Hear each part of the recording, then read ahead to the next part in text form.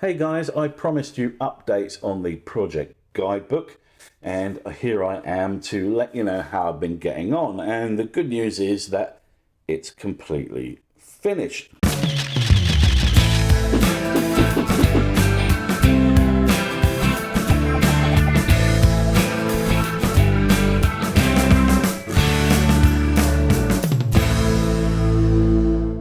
There were a couple of small wrinkles I encountered along the way, such as one of the big cruise companies in Jervis Bay buying one of the other cruise companies, so I had to do a bit of rewriting. I've also been in touch with the local tourism team here in Shoalhaven Council. The tourism guys pointed out that I'm kind of overextending myself a little bit if I put too much in the way of information regarding rental properties, because as they quite rightly pointed out, there's quite a high turnover in these things, and the owner of a property might change, someone else comes in, changes the name, they might even take it off the rental market completely and live in it as a private house. So I've kind of taken the section down a bit, reduced the amount of content in there, and because it's an electronic guide, it doesn't matter that much because I can always just update it and re-upload a new version. I also reached out to the Navy because I fancy doing a section on the Australian Navy's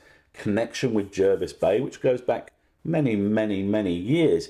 I was going to do a spread on it, and I found some nice photographs on the Australian Navy Media Centre library, and there's a very strict process about this where you have to apply for copyright and all that jazz, and that's fine. I've got no great issue with that, so I fired off an email to them and said I'd like to use these 4 photographs, and they emailed back and said that's fine, we'd like to see the exact spread mocked up with all the exact words you're going to be using with our photographs in place. And I just thought, you know what, I can't be asked. I don't mind jumping through hoops, but that seemed far too big brothery for me, so I have ditched the section on the Australian Navy, fuck 'em, and I've replaced it with a section on humpback whales, which I think will be a bloody sight more interesting anyway. Now, one thing that I did consider when I was putting the guide together was getting it printed. And to that end, everything in it is print resolution. All the photographs are full 300 dpi. And I did that with it in the back of my mind, thinking that at some point I could send it off to a printers and get hard copy versions produced. But it wasn't something I ever thought would actually happen. However, when I announced the guidebook on my photography page, so many people were saying I'd love this in print that we've gone off and got some quotes. There's a print broker that we've dealt with in the past for projects through our web design company, and we reached out to him to find out about the costings.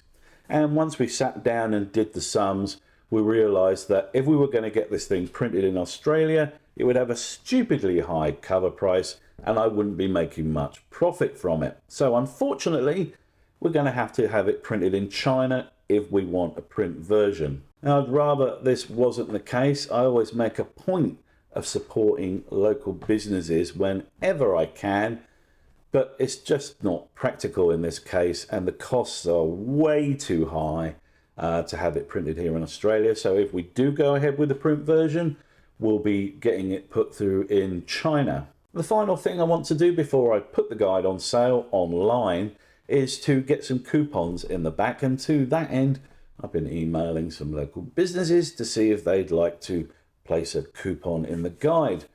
I'm not charging them for the space in the guide at this stage because it's an unknown quantity and I don't know how well it's going to sell. And they'll want to know that kind of information if they're going to pony up some money. They'll want some idea of circulation. But because I'm updating the guide annually, if it's a big success, I will certainly start charging businesses for coupon space if they want to be included next time round. And they may not want to, but who knows? You know, you've got to ask. You don't ask, you don't get. So that's it for the update on the guidebook, guys. The next stage is to stick the bloody thing online and actually see if I can make some money from it. And I'll tell you all about that in the next video. If you enjoyed this, please hit the old like button and consider subscribing if you got any value from this content. Till the next time, guys. Ta-ta.